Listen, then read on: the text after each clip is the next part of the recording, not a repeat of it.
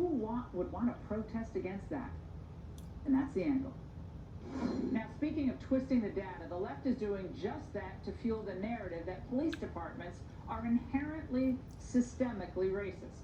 So what do the numbers actually tell us? According to a Washington Post database that tracks these numbers, police officers fatally shot 1,004 people in 2019. Of those, only 41 were unarmed. If you break those numbers down among race, you find 20 of the unarmed were white, while 10 were black.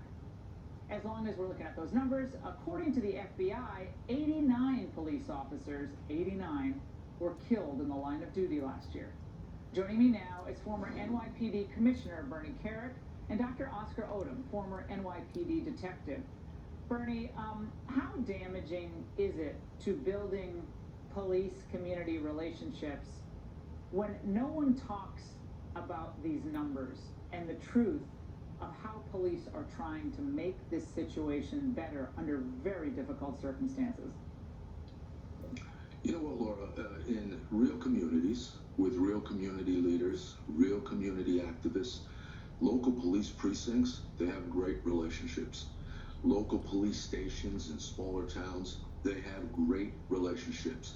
The problem comes is when you have one of these incidents and the community is concerned, and then you have all the rebel rousers, you have the anarchists, you have the rioters, you have the thugs. They all ship themselves into that community and they go haywire, and then the mainstream media, CNN and MSNBC and the others, they all promote it as it's community unrest and the community is sick and tired of police brutality. The reality is most of those communities have phenomenal relationships with the cops.